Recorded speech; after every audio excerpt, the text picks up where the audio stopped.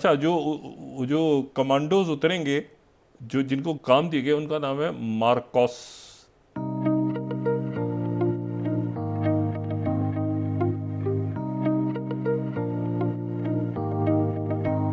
Indian commandos का नाम है मार्कोस। मतलब चेन्नई जो है वो लीला का पीछा करते करते सोमालिया के साइलों पे पहुंच गया। समंदर में मरकोस कमांडो का बड़ा एक्शन देखने को मिला। कैसे सोमालिया के तट पर भारतीय नौसेना का पराक्रम देखने को मिला। 15 भारतीयों समेत 21 को बचाए गए इस ऑपरेशन के बाद। अमेरिका हो, बर्तानिया हो, फ्रांस हो, इजराइल हो, सारे के सारे इंडिया को डिफेंस टेक्नोलॉजी देना चाहते हैं, मिलिट्री इक्विपमेंट देना चाहते हैं। हर मुल्क ये फौरी तौर पे जो है ना वो रिएक्ट नहीं करता, कई दफा करता भी है, फॉरेन स्ट्राइक कर। और हम चाहते हैं कि भारतीय उपमहाद्वीप के सारे देश, चाहे वो भूटान हो, श्रीलंका हो, मालदीव्स हो, बांग्लादेश हो, नेपाल हो, ये सब के सब जो है इनकी नेट सिक्योरिटी हम इंश्योर करें। भारत और रशिया मिलके वो वेपन्स बनाएंगे जो वेस्टर्न पार्टनर्स के खिलाफ और भारत के वेस्टर्न पार्टनर्स के खिलाफ चलेंगे। लेकिन पड़ोसी देश नहीं मान रहा था, जंग की बातें कर रहा था और अपने सेना को अफगानिस्तान के बॉर्डर पे भेज दिया। अब तालिबान ने कर दी तैयारी स्टार्ट। एक पूरा नया रोल प्रधानमंत्री मोदी जी के लीडरशिप में हम देख रहे हैं, जहां पे पूरा स्पेस वॉर और डिफेंस का एक पूरा कैपेबिलिटी तैयार होगा जो बाकी किसी कंट्रीज के पास नहीं होगा। मतलब अगले 10 साल में आप देख पाओगे।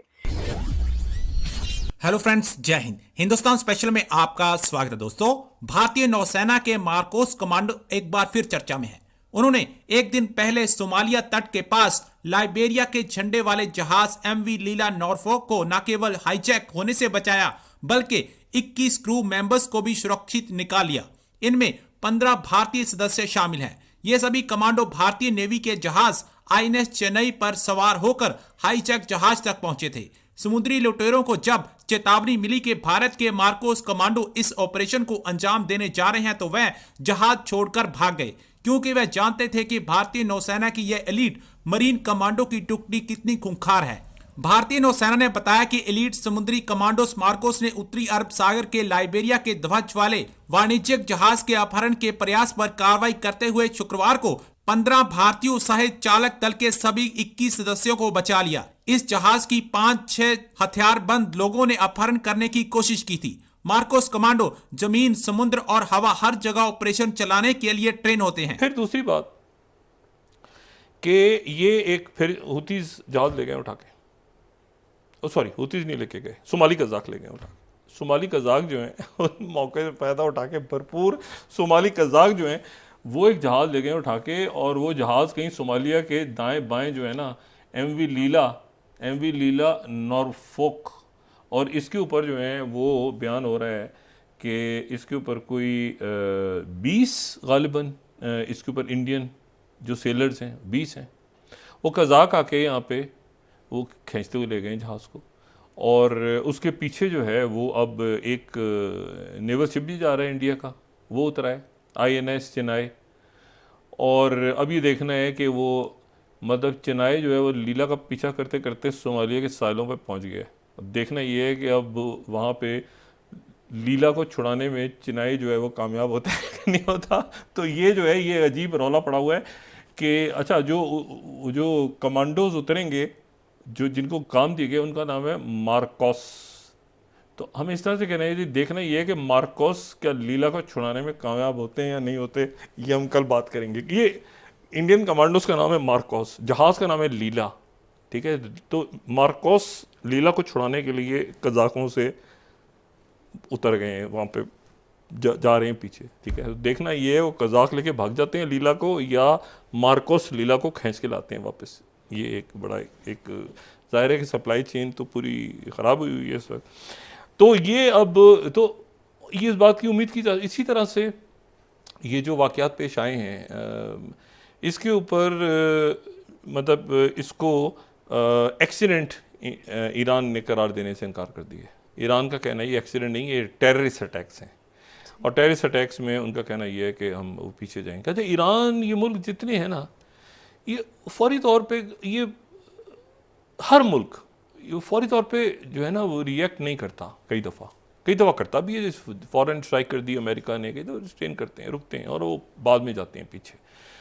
तो ये अब फौरी तौर पे तो ये हुआ क्योंकि वो मुल्क डिस्टेबलाइज हो रहे हैं। देखें, अगर सीरिया डिस्टेबलाइज हो जाता है तो ये सीरिया बड़ी मुश्किलों से स्टेबलाइज हुआ है। इराक बड़ी मुश्किलों से इलेक्शंस आपस में उनकी अभी भी अंदर फटे पड़े हुए हैं। वो मतलब है कि इस वक्त अगर वहाँ पर ये जंगें, ये मुल्क स्टेबल नहीं है इस वक्त। मैं बार बार ये बात कर, देखिए ना, ये जो फैसला हुआ है इथोपिया का और सोमालीलैंड का, मैंने आपसे कहा था इस स्ट्रेटेजिक वैल्यू है क्योंकि इसका मतलब ये है कि सोमालीलैंड की बंदरगाहों तक इथोपिया आ गया, जो कि लैंडलॉक था। और लैंडलॉक इसलिए था कि एरिटेरिया से आज़ाद हो गया था। एरिटेरिया जब तक इथोपिया का हिस्सा था, अब एरिटेरिया इथोपिया की लड़ाई हो रही है। तो वहाँ पर जो है वो अब उसका, और मैंने कहा था कि इथोपिया का और मिस्र का पड्डा है। एक पूरा नया रोल प्रधानमंत्री मोदी जी के लीडरशिप में हम देख रहे हैं, जहां पे पूरा स्पेस वॉर और डिफेंस का एक पूरा कैपेबिलिटी तैयार होगा जो बाकी किसी कंट्रीज के पास नहीं होगा। मतलब अगले 10 साल में आप देख पाओगे कि और आप जानते हैं कि हमने A-SAT वेपन से सैटेलाइट तोड़ने वाला भी डेमोन्स्ट्रेट करके दिखाया है ऑर्बिट में। तो this capacities are going to increase more and more.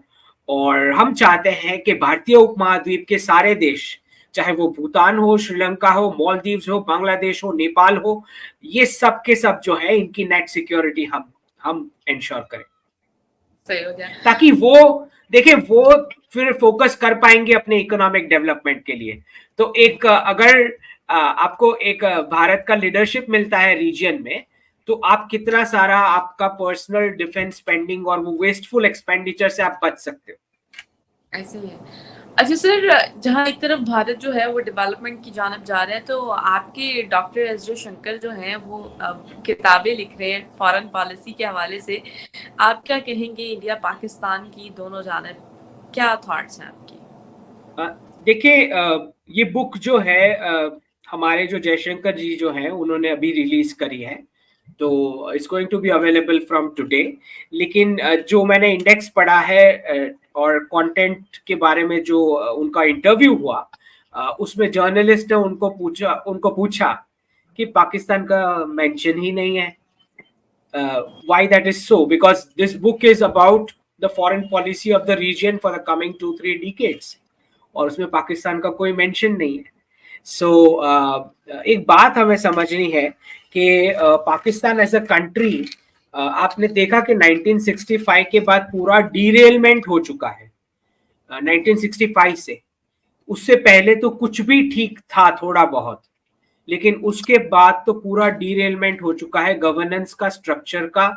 और अभी तो देख के भी आपको अचंभा होता है कि फॉरेन मिनिस्टर को घसीट के लेके जाते हैं। आई डोंट नो, मतलब आपके prime minister, ex prime minister कभी कश्मीर की बात करते थे, उनके खुद के अपॉइंटमेंट और उनका खुद का पीरियड कितना रहेगा वो भी नोबडी कैन एंश्योर।